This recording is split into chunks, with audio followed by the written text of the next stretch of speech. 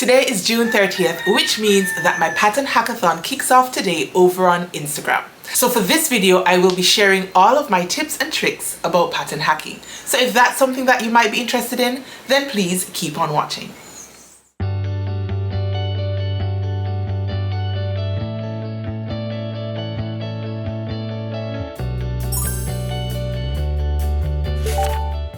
Hey Stitchers, your girl Kris here. Welcome back to my channel on social, where it's totally cool to be obsessed with sewing.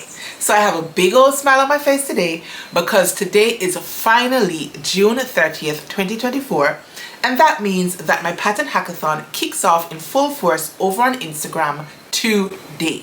Now, if you have no idea what I'm talking about, be sure to go ahead and check on this video right here, in which I share all of the details about the pattern hackathon and how you as a member of the sewing community can get involved.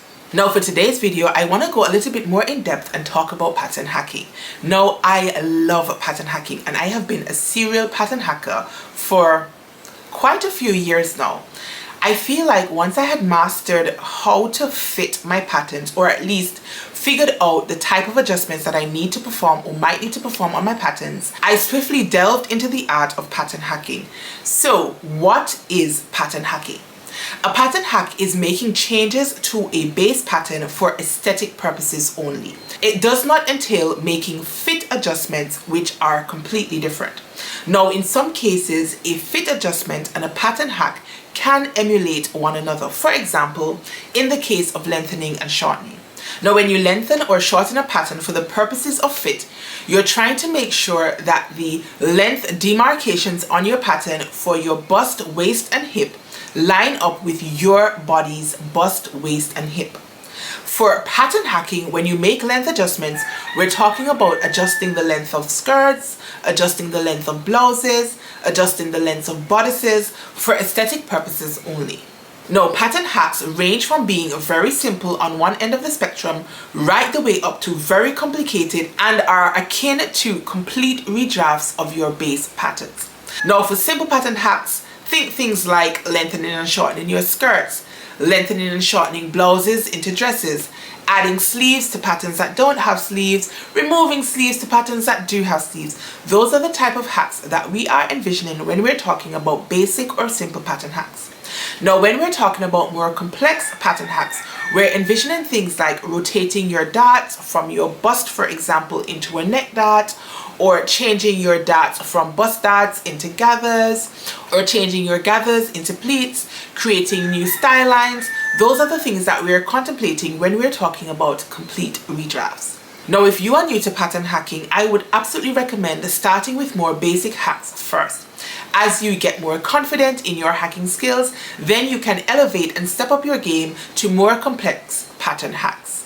Now that you know what pattern hacking is, let's talk about a few tips and tricks when it comes to pattern hacking.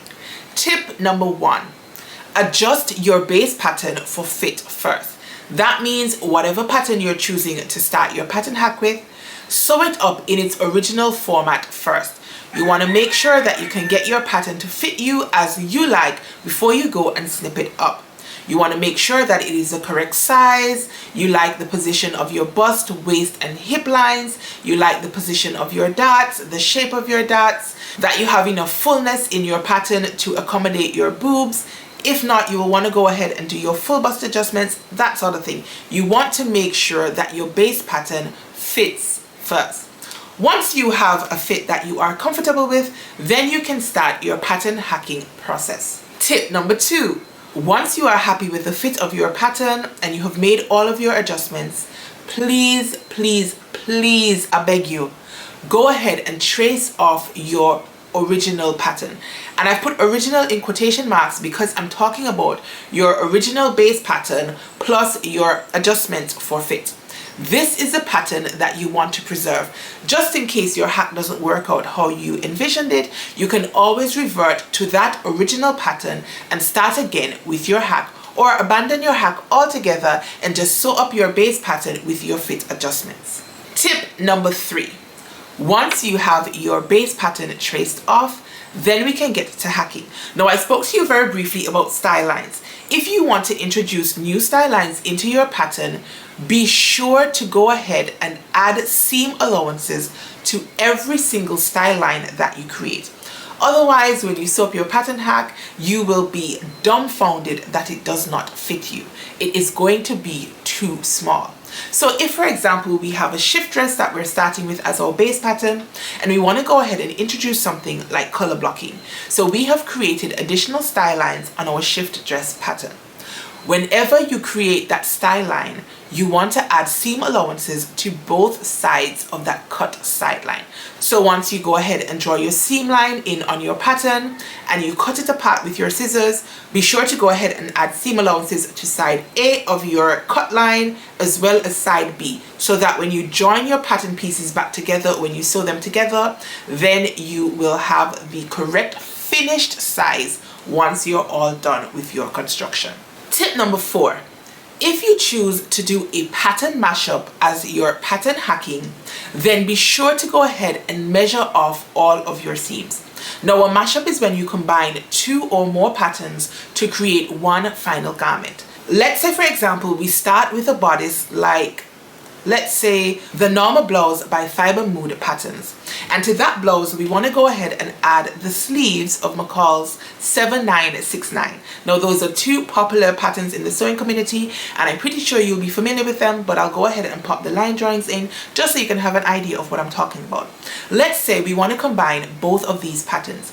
We want to make sure that the sleeves for M7969 will fit comfortably into the arm side of the normal blouse. And to do that, we want to grab our tape measures and measure. You want to measure the length of the arm side for the normal blouse pattern, and then go ahead and measure the sleeve head for M7969.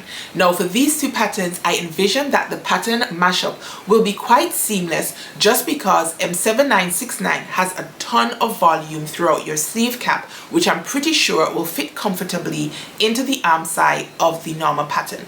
But in every case, you want to go ahead and grab your tape measure and measure just to be certain that your 2 pattern pieces will merge seamlessly.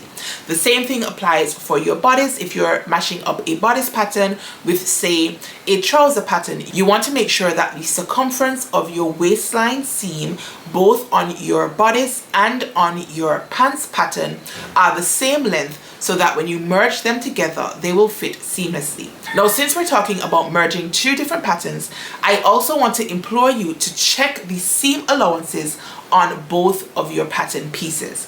You don't want to end up that your seam allowance on one pattern piece is for 3/8 of an inch and your seam allowance on another pattern piece is, say, 5/8 of an inch, and then you're trying to merge them together, because inevitably you will find that one seam will end up longer than your other seam. Now, many pattern companies do draft with a 5/8 of an inch seam allowance, but there are others that draft with a 3/8 of an inch seam allowance, and in many cases it might depend on what seam lines you're aiming to join together. So just be sure to go ahead and double check your seam allowances. Now, where are we? I think we're at tip number 5. I hope so. Anyways, for this next tip, if we're going to go ahead and make a woven pattern using knit fabrics, we want to make sure that we double check our body measurements up against the measurements for the pattern. Now, knit patterns are completely different to woven patterns in that the pattern is often smaller than your body measurement because of the ease incorporated through the stretch of your materials. So if we're going to go ahead and make a woven pattern using knit fabrics, because that fabric stretches by its very nature, if we go ahead and use the pattern block for a woven pattern on a knit fabric with tons of stretch, the likelihood is your garment is going to end up much bigger than you contemplate. So if you're going to go ahead and brave it and make a woven pattern using knit fabrics, you may want to consider sizing down by 1 or 2 sizes, dependent of course on the amount of stretch in your pattern. But pay attention to your size measurements and the finished garment measurements that you're after, and then calculate the stretch percentage of your fabric. Now, I know that there are stretch percentage guides available online. You can print it off and just check how much your fabric stretches, and then do a little bit of maths to determine how much you may want to size down your pattern pieces to accommodate that stretch factor. Now those are just 5 tips and tricks that I use in my very own pattern hacking adventures that I thought that you might also find useful. Now obviously you are free to ignore every single thing that I just said and embark on your own pattern hacking journey and learn as you go. I am not an expert, I do not profess to be an expert, but I am somebody who really does enjoy the art of pattern hacking and have hacked many patterns along the way. Now I'm going to come back later in the month and share with you a couple of my favorite pattern hacks. So if that's something that you might be interested in, be sure to make sure that you are subscribed to my channel, hit the subscribe icon and turn your notification bells on so that you never miss any of my upcoming videos, including that video. Now if you enjoyed this video, be sure to go ahead and give me a thumbs up. YouTube loves that sort of thing, and drop me some comments down in the comments section and let me know what you think of pattern hacking, whether you have tried it before, whether you consider yourself a beginner hackist or an extreme hackist, and obviously whether you are participating in my challenge, the Pattern Hackathon, over on Instagram. Now I told you very briefly at the beginning of this video that the hackathon kicks off today on Instagram, and for this week's ambassadors we are featuring Rochelle of Rochelle Handmade Designs. She is here on YouTube and she is also over on Instagram, and she is teamed up with Candace aka C, who is We See Style, also here on YouTube and over on Instagram. Now this team, you guys, is a dynamic duo and they are tackling the first category for the Pattern Hackathon, which features blouses and dresses. Now for this week you can find tons of information over on their Instagram handles. I'll drop them in the description box down below so you can find it easily. They'll be sharing which blouse pattern they selected as a team to hack. They'll be sharing their fabric, their behind the scenes, their ideas, their inspirations. All of those good things will be available over on their Instagram profiles starting from today. So if you are interested, be sure to run on over to both of these ladies' Instagram handles and check out the kickoff of the Pattern Hackathon. Now this is a community-based challenge. Although they are ambassadors, we are encouraging the community to get involved, and so I want you to get involved.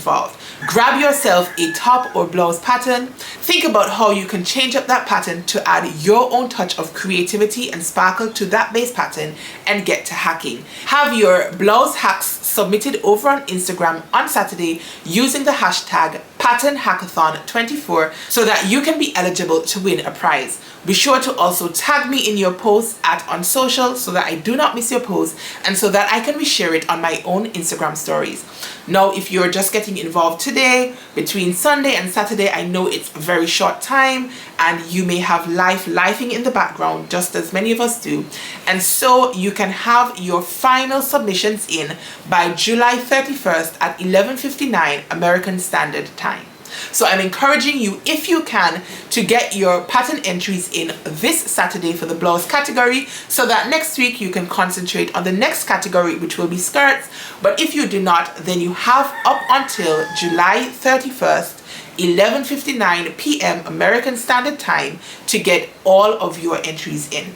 You can enter one category or you can enter all categories, and there will be a special prize for someone who manages to enter all 4 categories. Again, if you have no idea what the categories are, head on over to this video so that you can be apprised of all of the information, how you can get involved, what the rules are, what the deadlines are. It's all encapsulated in this video right here.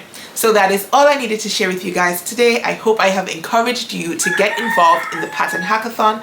I'm super excited about all of the potential and all of the creativity that is going to overflow in the sewing community over the next month.